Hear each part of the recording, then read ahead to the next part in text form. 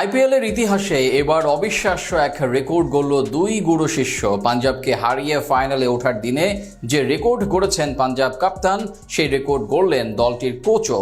অনন্য এই কীর্তিতে রীতিমতো পাল্লাই দিয়েছেন পন্টিং আর আয়ার। শুনতে কিছুটা কাকতালীয় মনে হলেও এবার এমনটাই ঘটেছে আইপিএলের মঞ্চে। আইপিএলের ইতিহাসে দুই গুরু শিষ্যের এমন পাল্লা দেওয়ার রেকর্ড নিয়ে বিস্তারিত থাকছে রিপোর্টে।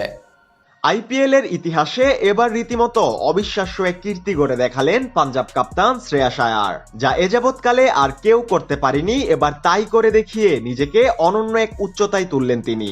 রেকর্ড রান তাড়া করে মুম্বাইকে হারিয়ে ফাইনালে ওঠার দিনে আয়ারের সাথে রেকর্ডে রীতিমতো পাল্লা দিয়েছেন পাঞ্জাব কোচ রিকি পন্টিংও।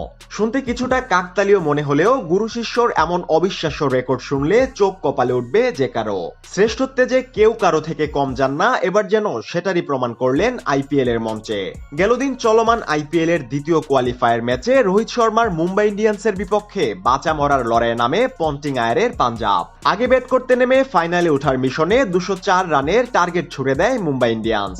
এর আগে আইপিএল এর ইতিহাসে মোট 18 বার আগে ব্যাট করে 200-র বেশি স্কোর করেছিল মুম্বাই, যার কোনোবারই হারতে হয়নি তাদের। তবে কে জানতো শ্রেয়াস আয়ারের আগ্রাসী ব্যাটিংয়ে এবার মুছে যাবে মুম্বাইয়ের গৌরবের ইতিহাস। মুম্বাইয়ের রেকর্ড রানের বিপক্ষে আহমেদাবাদের মাঠে 47 বলে 81 রানের এক দুর্দান্ত ইনিংস খেলেন পাঞ্জাব কাপ্তান, যার সুবাদে প্রথমবারের মতো মুম্বাইকে 200-র বেশি রান করা ম্যাচে দিয়েছেন পরাজয়ের স্বাদ। এমনকি বিশাল এই টার্গেটের বিপক্ষে এদিন এক ওভার হাতে রেখেই ফাইনালে পৌঁছে যায় প্রীতি জিন্তার দল, যেখানে সবচেয়ে বড় অবদান অধিনায়ক আয়ারের। যদিও অধিনায়ক হিসেবে তিনি ঠিক কতটা দুর্দান্ত তা প্রমাণ করেছেন আগেও।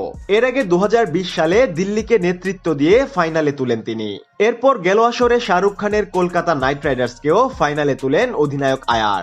এবার ফাইনাল খেলতে নামবেন পাঞ্জাবের জার্সি গায়ে জড়িয়ে, আর এরই মাধ্যমে পাল্টে দিলেন আইপিএল এর ইতিহাস। এযাবৎকালের প্রথম কোনো অধিনায়ক হিসেবে 3টি ভিন্ন ভিন্ন দলকে ফাইনালে নেয়ার রেকর্ড গড়েছেন তিনি, যা আর কারো ঝুলিতেই নেই। এদিকে আয়ারের শ্রেষ্ঠত্ব অর্জনের দিনে শ্রেষ্ঠত্ব পেলেন পাঞ্জাব কোচ রিকি পন্টিংও। রেকর্ডের ছড়াছড়িতে গুরু শিষ্য রীতিমতো পাল্লাই দিয়েছেন বলা চলে। আয়ার যেই কীর্তি গড়েছেন অধিনায়ক হিসেবে, সেই একই কীর্তি পন্টিং গড়লেন কোচের ভূমিকাতে।